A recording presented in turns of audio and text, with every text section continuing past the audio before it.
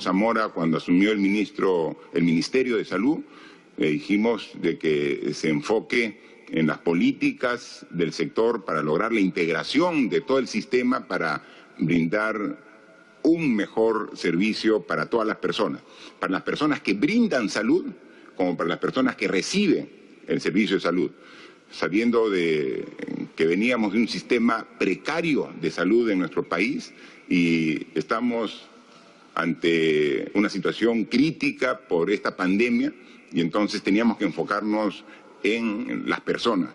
Lo propio fue la indicación que se le hizo al ministro del Interior, porque se había visto que había cierto descuido en la atención al personal de la policía, que es el soporte básico para mantener la seguridad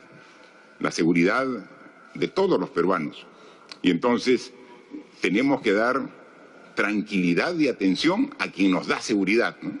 Y lo propio fue la indicación que se le hizo al ministro del Interior, porque se había visto que había cierto descuido en la atención al personal de la policía, que es el soporte básico para mantener la seguridad de todos los peruanos. Y entonces tenemos que dar tranquilidad y atención a quien nos da seguridad, ¿no? Y se han notado mejoras significativas en ambos sectores en los lineamientos que se le ha dado. No puede ser diferente la recomendación que hoy le damos, y obviamente es una recomendación con instrucciones claras de mostrar resultados, ¿no? Al ministro Alejandro Neira, el ministro de Cultura, que hoy está asumiendo el cargo. Ha habido en esta pandemia, ha afectado toda la estructura de la sociedad, a la economía, a la salud, y hay veces dejamos de lado lo que es realmente relevante, las personas que forman parte de toda esta estructura. Y hay dos temas puntuales que queremos pedir al ministro de Cultura que ponga su máximo esfuerzo y con el apoyo de todos se note una atención prioritaria a las poblaciones indígenas que sufren como todos de esta pandemia, pero que sin embargo con las limitaciones del caso hemos atendido a gran parte de la población, más de 48.000 en un solo día. Ayer hemos hecho el equivalente de pruebas de lo que se hizo aproximadamente en el primer mes del estado de emergencia y de la forma que enfrentamos esta pandemia. Y entonces cuando aumentamos de esa manera la cantidad de pruebas, también aumentan proporcionalmente la cantidad de personas positivas, ¿no? Una de las metas que se puso el ministro de Salud al inicio de su gestión era elevar a 12.000 las pruebas diarias. En ese tiempo hacíamos 1.500 pruebas diarias y quería ambiciosamente elevar a 12.000 pruebas diarias. Ahora estamos haciendo 4 veces la meta inicial que se puso el ministro. Ya no 12.000, 48.000.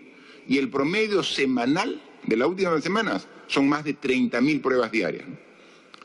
Y entonces de esta forma podemos llegar a una mayor cantidad de personas y podemos, como el día de hoy lo hemos hecho, comenzar a revisar y analizar en el mercado minorista. Hoy ministros han estado desde muy temprano en la mañana en el mercado minorista número 1 de La Victoria. 155.671 están como positivos. Pero también lo que hay que destacar, así como hay 155.000 personas positivas ya dadas de alta en los hospitales, es decir, los que han superado la enfermedad y que nuevamente se incorporan a su labor diaria. Y aquí en el gabinete tenemos un ejemplo de ello, el ministro de Agricultura, que en su trabajo diario y permanente de supervisión en los mercados fue contagiado por el virus COVID-19. Ha tenido los cuidados correspondientes, se ha hecho la prueba, ha superado la enfermedad y ahora está integrado al gabinete y en condición ya de haber superado la enfermedad.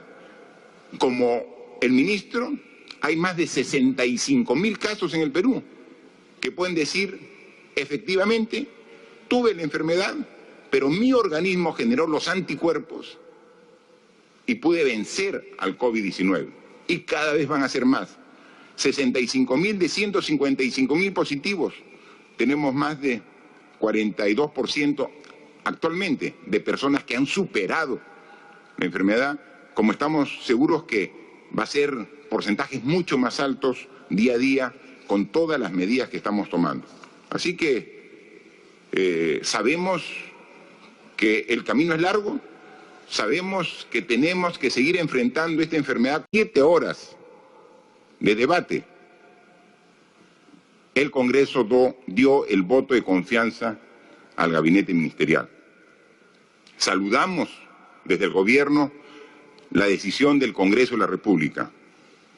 Un número importante de congresistas, 89, de diferentes bancadas, dieron el voto de confianza al actual gabinete. Es una decisión importante que reafirma la necesidad de seguir trabajando y en nosotros nos llama a reforzar y a cada vez dar más de nosotros para cumplir los objetivos que nos hemos puesto como Ejecutivo. Saludamos a los que votaron a favor de la investidura y respetamos democráticamente la posición también de los partidos políticos representados en el Congreso de la República que votaron en contra. Consideramos que con esa votación ha primado la sensatez y la voluntad de trabajar por el Perú. Como Ejecutivo ratificamos también de parte nuestra la voluntad y un compromiso de mejora permanente. Los desafíos que tenemos como país son enormes. Estamos en la etapa de contención de la enfermedad, empalmando con la etapa de recuperación y de reinicio gradual de actividades como la misma población puede constatarlo. Este es un traslape entre trabajo para enfrentar y detener al virus, pero por otro lado tenemos que gradualmente las actividades económicas que generan fuentes de trabajo tienen que comenzar a incorporarse en el día a día con los protocolos que cuiden y eviten el contagio. Esto lo venimos haciendo y ya se comienzan a notar las primeras señales de este reinicio de actividades en algunos factores que vamos tomando en cuenta. Varias oportunidades, ratifico una vez más mi compromiso con todos los peruanos que entregaré el mandato el 28 de julio del año 2021 al nuevo presidente, hombre o mujer, que ustedes, ciudadanos, libre y democráticamente elijan. Soy un demócrata que cumple con su palabra. Así que este proceso no puede transgrederse ni postergarse. Este proceso de renovación de autoridades, que es tan importante para la democracia, se tiene que llevar a cabo en los plazos que establece la Constitución. Pedimos al Congreso de la República, como tenemos claridad aquí en el Ejecutivo, que se cumpla este proceso para garantizar que el 28 de julio del año 2021, año del bicentenario de nuestra patria, tengamos nuevas autoridades aquí sentadas en el Poder Ejecutivo como también nuevos congresistas, por la cantidad de funcionarios que son parte del conjunto de personas comprendidas en este decreto de urgencia. Se tiene un monto de alrededor de 8 millones de soles.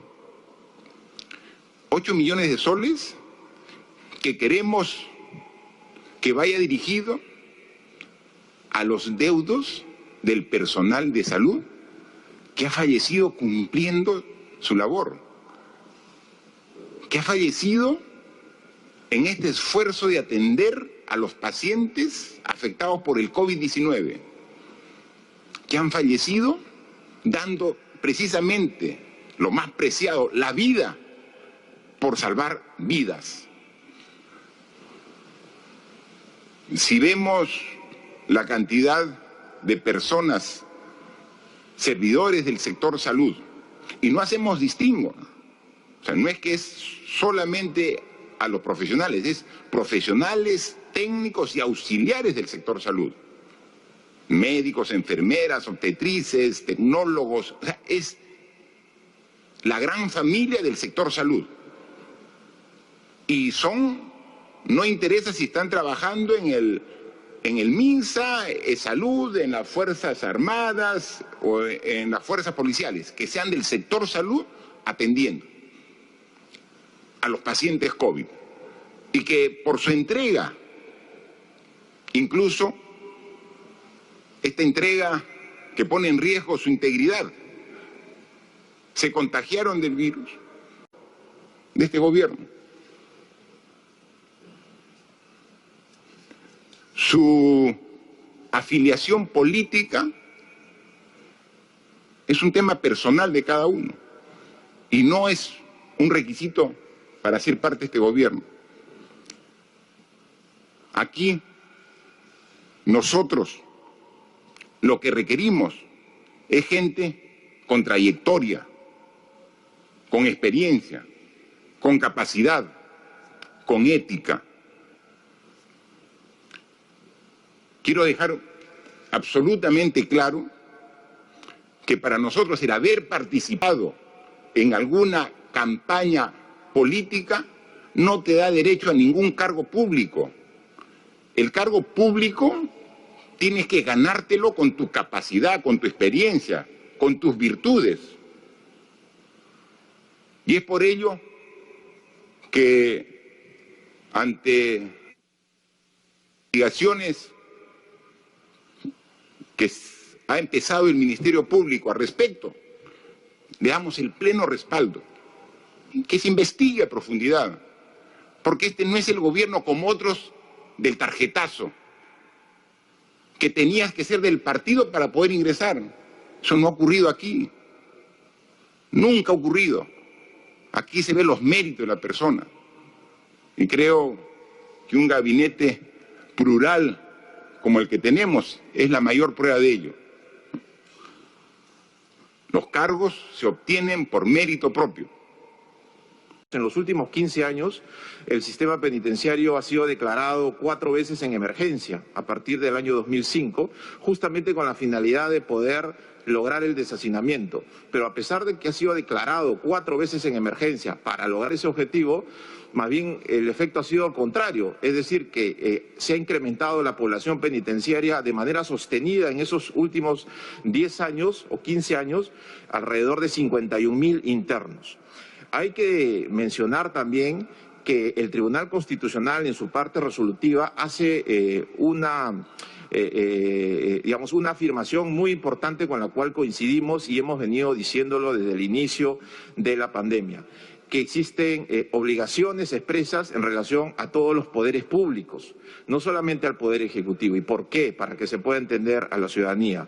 El Poder Legislativo porque es quien elabora las normas, quien establece dentro del marco de todas las conductas sociales cuáles son aquellas conductas que ameritan una persecución penal y además establece cuáles son las penas y además establece cuáles son y quiénes son los internos o las personas que tienen o no tienen los beneficios penitenciarios. Esto obviamente impacta directamente sobre el nivel de hacinamiento en las cárceles.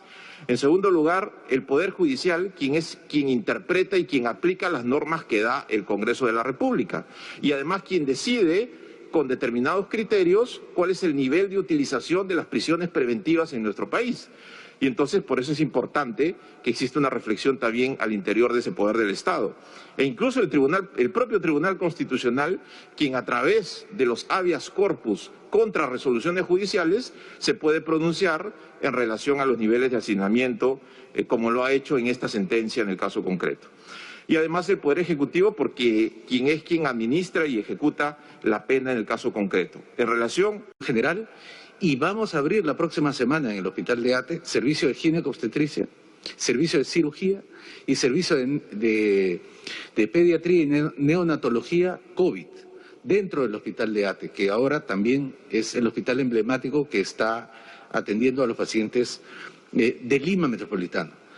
Pero es cierto, llegan momentos como el día de ayer o hoy día mismo, donde el límite de las camas UCI llega al máximo de su capacidad instalada.